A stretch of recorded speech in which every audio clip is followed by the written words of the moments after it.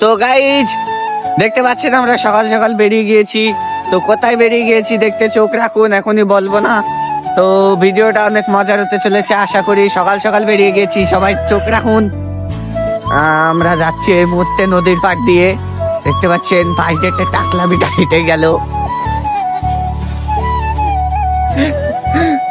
তো যাই হোক, চোখ রাখুন। তো নদীর পাড় দিয়ে যাওয়ার সময় দেখলাম দুইজন বেটায় গল্প করতেছে প্রেম কাহিনী। এদিকে আমার বন্ধু দূর থেকে ওই দেখেন ফোনে গল্প করতেছে প্রেম কাহিনী। এটারও কাকাও প্রেম কাহিনীতে ব্যস্ত, এদিকে আমার নাই, এই জন্য আমি করতে পারতেছি না। আরে সাবাস, এদিকেও একজন ব্যস্ত। আর আমাদের সেলিম ভাই এদিকে সিঙ্গেল মানুষ, কিছু করার নাই। তো ফাইনালি আমরা চলে আসলাম গন্তব্যস্থলে। তো পাঁচিল টপকাইতে হবে, তো পাঁচিলটা টপকে ফেললাম, কারণ কিছু করার নাই। আমরা বন্ধ টাইমে আসছি চুরি করে।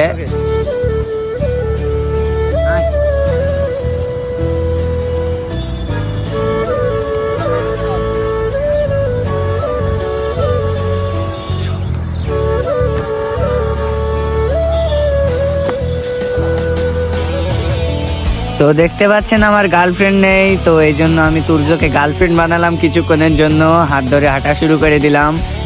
ইতিমধ্যে সামনে কিছু লোকজন আমাদেরকে দেখছে এবং হাসছে, তো ব্যাপার না বিষয়টা।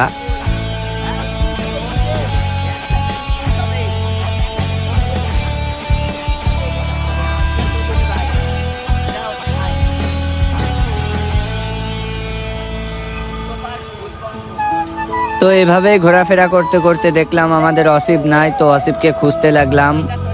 তো এদিকে দেখলাম অসিফ মামা আমাদের মেয়ে দেখতে ব্যস্ত, সেহেতু তাকে ডিস্টার্ব করা ঠিক নয়, এই জন্য আমরা আমাদের মতো ঘোরাফেরা শুরু করে দিলাম আবারও। দেখতে পাচ্ছেন চারিদিকে কি সুন্দর ভিউ।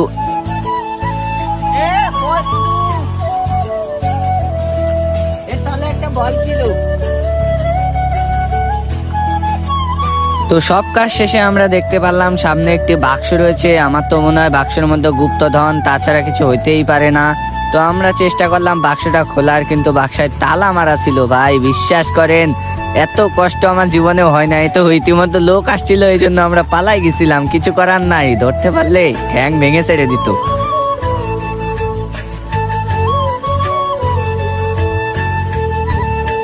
তো সব শেষে দৌড়ানি খেয়ে আমরা আস্তে আস্তে হাঁটতে লাগলাম, কারণ লোকটা আমাদের আর ধরতে পারে নাই। আর পার্কটাও তেমন একটা ভালো দেখলাম না আমি।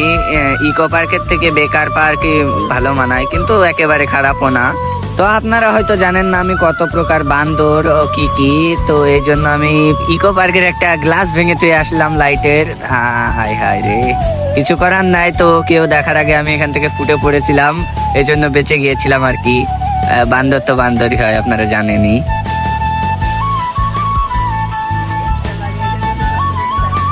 তো গাইজ আপনাদের জন্য আমি আজকে সারাদিন হেঁটে হেঁটে ব্লগ তৈরি করলাম। আমি যেহেতু ব্লগ তৈরি করি না, তারপরেও আপনাদের জন্য আমি এইটুখানি করতেই পারি। তো আপনারা চ্যানেলটা সাবস্ক্রাইব করে রাখুন। এর মধ্যে আমাদের অসিফ আমাদের সাথে মেয়েদের নিয়ে গল্প করতেছে ভাই।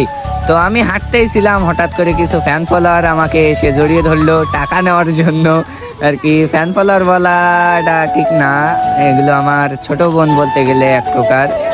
তো দেখুন কি পালে আমাকে জড়িয়ে ধরেছে ভাই। 10টা টাকা না নিয়ে ছাড়বে না, তো তারপরেও দিতেই হবে, কিছু করার নাই।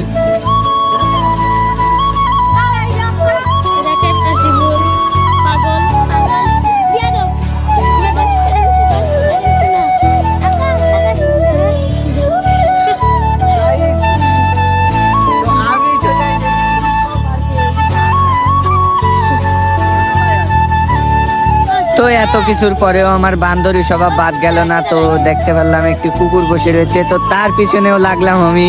তো দেখতে পাচ্ছেন কুকুরটা ইতিমধ্যে আমার পোষ মেনে গিয়েছে। ভাই আমি কি কব, আমি এত ভালো যে আমি চাঁদের দেশে গিয়েও আমার মতো একটা প্লেয়ার খুঁজে পাই নাই।